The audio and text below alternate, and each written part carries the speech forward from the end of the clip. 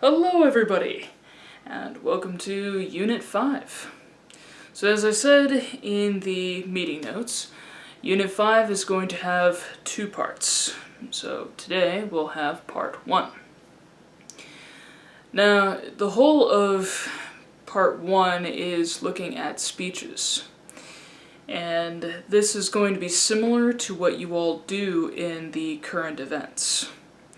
So each of the current events, you have looked up an article that is current and broken it down. You've looked at the main idea, you have pulled out what strategies or fallacies that the author has used, or the writer has used, in order to do something, be persuasive, be informative, so that the reader can do something.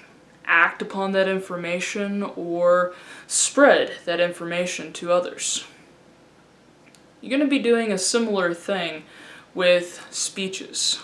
When you look at a speech, you look up, what is the main idea of this speech? What is the author trying to accomplish? And how is the author trying to accomplish this? Now, next Monday, April 13th, you are going to see the prompt for your major paper. On your syllabus, it is listed as the Analytical Essay. It's more closely resembling rhetorical analysis, which is what you have been doing all semester with your current events. This time, though, you're going to be looking at a speech, or a few speeches, really, and using articles to help explain or form your argument for the major paper, whether or not something could be believed, and how words may change, how they may affect the audience or the listener. So let's take a look at a speech. Okay, so I have my speech. In this case, it's on women's right to vote, and it was given by Susan B. Anthony. And so I have highlighter and pens available. So I've already read through the speech. It starts here. In the 19th century, women in many countries did not have the right to vote. And then I have this backside, which ends, hence every discrimination against women in the constitutions and laws of the several states is today null and void, precisely as is every one against, in this case, Negroes, but it was the language of this particular time.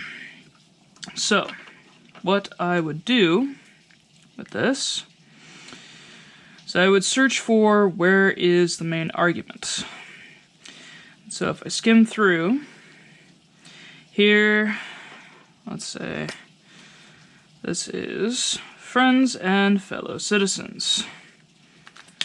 So I could consider this to be maybe the audience. Shall be my work this evening to prove to you, thus voting, I am not only committed no crime, but instead simply exercise my citizens' rights guaranteed to me and all United States citizens by the national constitution, beyond the power of any state to deny. And then she goes into the preamble of the federal constitution. So this right here would be considered her evidence. She's using the preamble, the Constitution, as part of her evidence to support what she is saying. And here she's talking about she's under indictment. Having voted at the last presidential election without having a lawful right to vote. So this is why she's speaking. Here. She is speaking. And in this case, speaking, there we go, it is informational.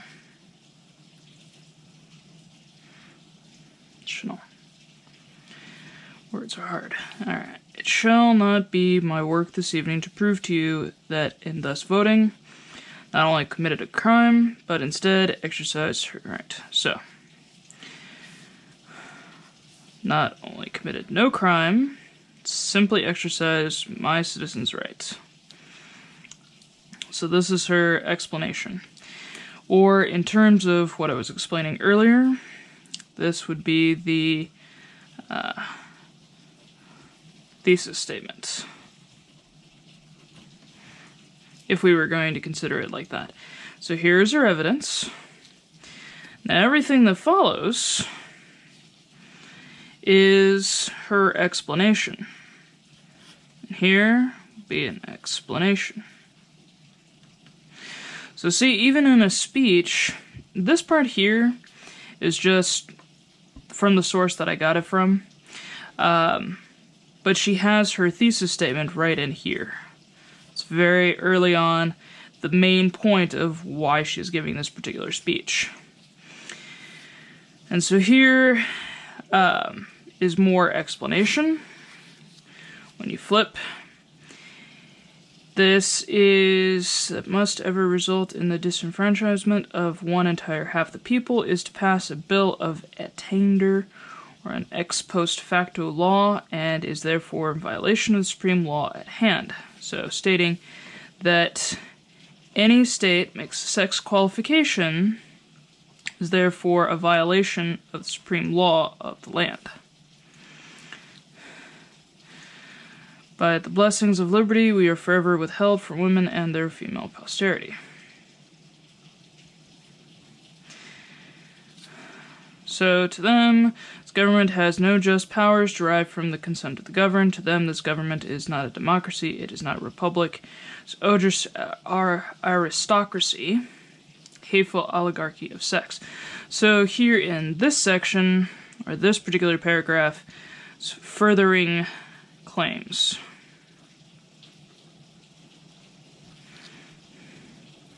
More examples.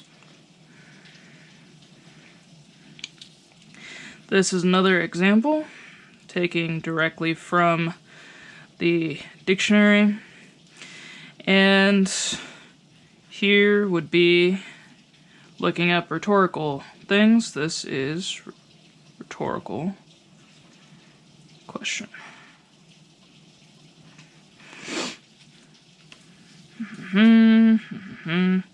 So in this, she's using a lot of examples.